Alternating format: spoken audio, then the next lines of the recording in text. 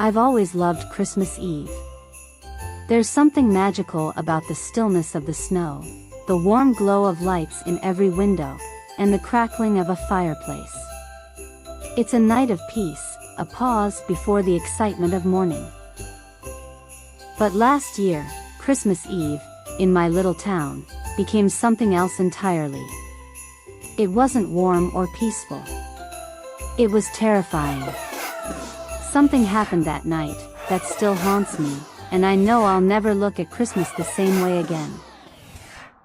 It all began in my grandmother's attic. She had passed away that summer, and my mom and I were clearing out her old Victorian house. The attic was packed with forgotten relics of her life. Faded photographs, antique furniture, boxes of Christmas decorations that smelled of mothballs. In the corner, half buried under a tattered quilt, I found a small, rectangular box. The red paper it was wrapped in looked ancient, crinkled at the edges but still holding its shape. A green ribbon tied it up neatly, though it was strange. Unlike everything else in the attic, the ribbon looked almost new. A small tag dangled from it, swaying slightly as I picked up the box. It was my grandmother's handwriting on the tag. I recognized the neat, slanted letters immediately. It said, "Do not open before Christmas Eve." I stared at it for a long moment. My grandmother had always been a pragmatic woman, not one for sentimentality or dramatic gestures. Why would she leave a mysterious box like this? And why had no one in the family mentioned it before? When I asked my mom about it, she shook her head. "I've never seen it before. It's probably just another one of her odd knickknacks," she said, frowning. My mom didn't believe in mysteries. She was already too focused on sorting through the other piles to care about one dusty old box. "Just take it if you want it," she added with a shrug. I didn't open it right away. Something about the tag kept me from ripping into it right there in the attic.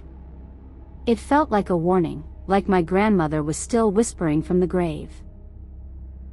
"Not yet." I brought it home and set it on the coffee table in my living room, staring at it throughout the week. It was like it was calling to me, tugging at the edges of my mind. Finally, Christmas Eve arrived, and with it, the perfect excuse to indulge my curiosity. That evening, as snow swirled outside my window and the house fell silent, I sat on the couch, the box in my lap. The paper tore easily, the green ribbon slipping loose as though it had been tied just for me to unravel. Inside, nestled in a bed of crumpled tissue paper, was a single object, a small porcelain angel.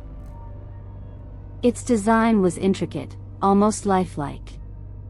The angel's face was delicate and painted with an expression I couldn't quite place. It was neither joyful, nor serene, but instead oddly watchful. Its cracked wings and faded golden halo suggested it had been treasured once, but abandoned for years. Its eyes seemed to follow me as I turned it over in my hands, and I could feel my stomach tighten. There was something deeply unsettling about it, though I couldn't put my finger on why. For some reason, it made me uncomfortable. Maybe it was the uncanny detail of its eyes, or the way the porcelain shimmered faintly in the dim light. I tried to shake the feeling, telling myself it was just an old decoration, nothing more. I placed it on the mantel above the fireplace, beside my dad's old clock. It fit there perfectly, like it belonged. But as the hours crept on, something unspeakable happened, something I would never have believed if someone had told me. That night, the snow began to fall harder, piling up outside my window in thick, relentless drifts.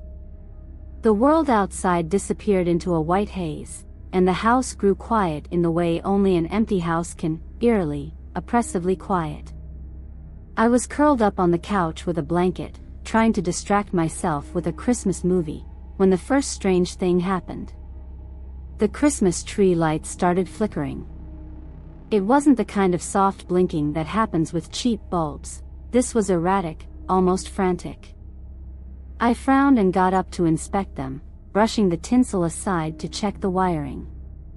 Just as my hand grazed the plug, the entire strand went dark, leaving the tree nothing but a shadowy silhouette against the fireplace's glow. Annoyed, I checked the breaker. The rest of the house was fine. The overhead lights, the heater, even the kitchen appliances all worked. Just the tree. Great, I muttered, grabbing a flashlight to get a better look. That's when I heard the footsteps. They were faint at first, a soft creak coming from the hallway that led to the bedrooms. I froze, flashlight still in my hand, straining my ears to listen. Another step, then another. Heavy, like someone walking slowly toward the living room. My breath hitched. I was supposed to be alone. Hello? Is someone there? I called out, my voice shaking, despite my effort to sound calm. No answer. The sound stopped abruptly, and the silence that followed was worse. I held my breath, listening. When I finally mustered the courage to move, I crept toward the hallway, gripping the flashlight like a weapon. The hall was empty. Nothing but shadows stretching along the walls. I told myself it was just the house settling. That's what old houses do, right? They groan and creak when the temperature drops, when the wind pushes against their walls. But as I walked back into the living room, something was wrong. Terribly wrong. The angel was gone. It had been sitting on the mantel, right next to my dad's old clock. I remembered placing it there, as clearly as I remembered unwrapping it. My chest tightened as my eyes darted around the room. The fireplace crackled faintly, casting long shadows across the walls, but the mantel was bare, except for the clock and a scattering of pine needles from the garland. Panic started to bubble in my throat. Then I saw it. The angel was perched on the top branch of the Christmas tree. It was impossible. There was no way it could have gotten there. Not unless someone had put it there. But I was alone. My heart pounded as I stared at it, perfectly still, its cracked wings catching the firelight. The angel's face, once eerie but inanimate, now seemed alive. Its painted eyes stared directly at me, almost shimmering with malice. Every fiber of my being screamed at me to turn and bolt out the front door, into the snow, into the safety of the dark streets. But I couldn't. My legs felt like they were sinking into the floor, as if the thick rug beneath me had grown roots, holding me in place. The angel's lips moved. Not much, just the barest twitch. But it was enough. They curled into a faint smile, the kind you'd expect from someone who knew a secret you didn't. A cruel, mocking expression that sent icy needles racing down my spine. Then, the angel leapt. It happened so quickly, and yet I saw every detail as if time had slowed. The porcelain figure flung itself from the top of the tree, its cracked wings spread wide, and landed on the floor with a soft clink, too soft for the distance it had fallen.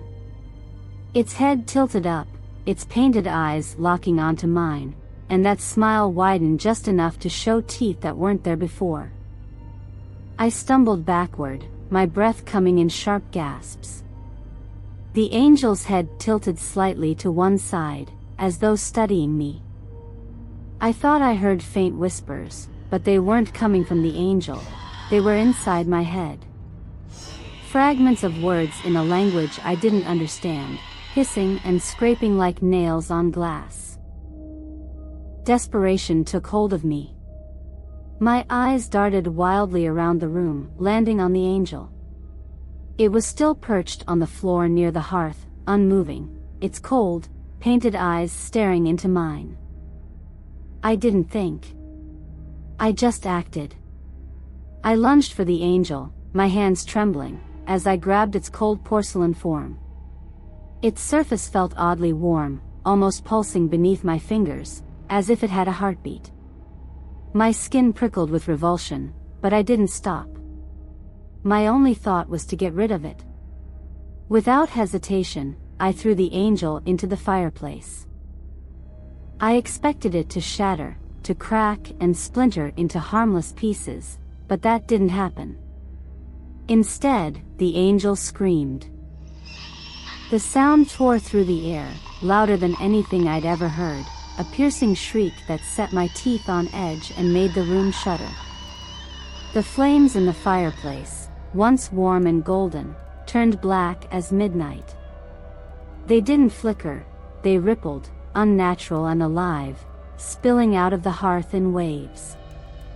Shadows poured forth like ink, twisting and writhing as they spread across the room.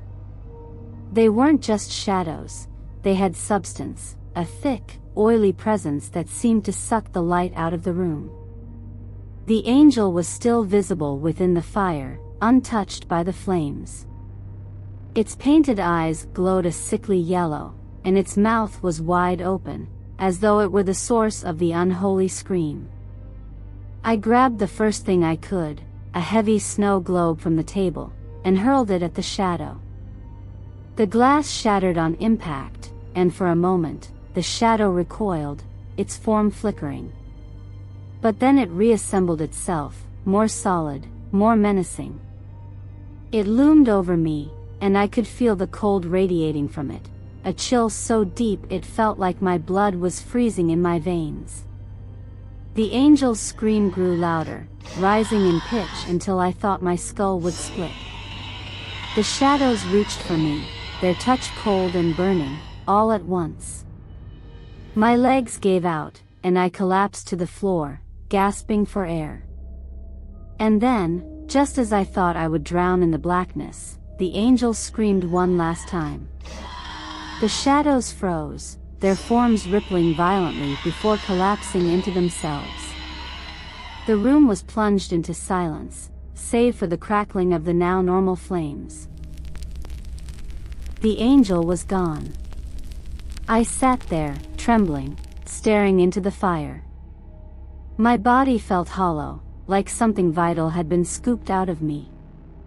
The shadows were gone, but the house still felt wrong. Empty, yet full of something unseen. As I slowly stood, my knees shaking, I noticed a single shard of porcelain lying on the hearth. It was a piece of the angel's face, the corner of its mouth still painted in that mocking, knowing smile. For a moment, I just stared at it, too terrified to move, my breath coming in shallow, uneven gasps. The room seemed frozen in time, but the air grew heavier, colder, and I could feel the shadows shifting, alive with an unseen menace. Then, just as I reached out to pick up the shard, the flames in the fireplace surged violently, roaring as though a sudden wind had swept through the room. The fire danced and twisted unnaturally, licking at the edges of the hearth, but instead of warmth, it radiated a chilling, malevolent presence. Black smoke poured from the flames, filling the room in seconds, and the whispers started again, low, guttural, and furious this time, as if I had awakened something that couldn't be stopped. I stumbled back, coughing, my eyes burning from the acrid smoke, but the shadows seemed to close in faster than the fire could spread. Before I could make sense of what was happening, the fire jumped from the hearth, snaking up the walls, consuming everything it touched with terrifying speed. The house groaned and shuddered around me, as if alive and in pain. I stumbled toward the door, my vision blurred and my lungs screaming for air, but the last thing I saw before fleeing into the cold night was the shard on the hearth, untouched by the flames, its smile still intact. I don't know how I survived that night. One moment, I was in the living room, fighting to breathe through the suffocating smoke. The next, I was waking up on my front lawn, the cold of the snow biting into my skin. My house stood behind me, charred and skeletal, a ghost of the home I had known. Flames had devoured it from within, but there was no smoke, no sound of crackling wood, just the oppressive silence of the aftermath. The angel was gone. But something lingered. The voices. Faint and dissonant, they were still there, whispering just beneath the surface of my thoughts. Sometimes they murmured in that alien tongue, the one I couldn't understand but felt deep in my bones. I tried to tell people what had happened, but no one believed me. How could they? The fire marshal called it an electrical accident, a tragic short circuit, caused by faulty wiring in the Christmas lights. My mother, devastated by the loss of the house, assumed I was in shock, my mind making up stories to cope. And maybe, for a fleeting moment, I wanted to believe them. Maybe it was easier to think I had imagined it all, that the angel, the shadows, the voices, were just a waking nightmare brought on by grief and loneliness. But as the months passed, the whispers never stopped. But as December approached, they grew louder, clearer, as if they were drawing closer with each passing day. Now, it's Christmas Eve again, and I sit here in my small, temporary apartment, staring out the frosted window as snow begins to fall. The carolers' voices drift up from the street below, their cheerful melodies clashing with the dreadful silence inside. My hands won't stop trembling. I can barely breathe. The lights on my tiny, artificial tree flicker faintly. A strand of golden tinsel sways, though there's no draft. I feel the prickling sensation of being watched. I want to run. I want to grab my coat, bolt down the stairs, and disappear into the cold, snowy streets. But I know it wouldn't matter. Because when I turned on the lights tonight, I saw it. Perched on the top branch of my tree. The angel. Its cracked porcelain face tilted slightly, those painted eyes gleaming faintly in the glow of the twinkling lights. Its wings, still jagged and broken, seemed darker this time, like soot-streaked bones. But worst of all was its mouth. That smile. It was wider now, impossibly wide, stretching across its face in a way that no inanimate object should be able to. It was no longer the faint, mocking grin I'd seen last year. It was hungry. I can't look away. I've tried. Every time I turn my back, I feel it watching me, waiting for me to move. When I do muster the courage to glance back, it's in the same spot, its expression unchanging. But I know better now. The whispers in my head are deafening tonight, louder than they've ever been. I thought I had escaped last year. I thought I destroyed it when I threw it into the fire. But now, I realize it never left. It let me go. It wanted me to carry its curse, to spread its darkness like a seed, waiting to bloom. The lights on the tree flicker again, this time more violently. The angel's shadow stretches across the room, impossibly long, twisting and contorting on the walls. My breath catches as the whispers shift into something else, singing. That same dissonant, alien melody fills the room, but it's louder now, clearer. It's coming from everywhere, the walls, the ceiling, the floors, and I know it won't stop until it has what it wants. The shadows are back. They're creeping across the floor, oily and dark, their shapes shifting and writhing like living things. I clutch the fireplace poker I've kept by my side all year, but I know it's useless. This isn't something I can fight. Not anymore. Now, I finally understand. Last Christmas was a warning. This one is the end. As the shadows close in, I let the poker slip from my hand. There's no point in fighting. All I can do is watch as the angel stretches its cracked wings, a triumphant gleam in its horrible, painted eyes. The gift had been my grandmother's dark secret, a burden she had silently carried for years, knowing it was never meant to be opened but unable to destroy it herself. My grandmother had resisted the urge to open it her entire life, as though she knew that whatever lay inside wasn't a gift, but a curse, waiting to be unleashed. Tomorrow, someone will find this tree, sitting untouched in an empty apartment. And somewhere, beneath the branches, there will be a new box. Wrapped in red paper, tied with a green ribbon. Waiting for the next Christmas Eve. Waiting for the next, curious soul, to take it home and open it, obeying the mysterious note. Do not open before Christmas Eve.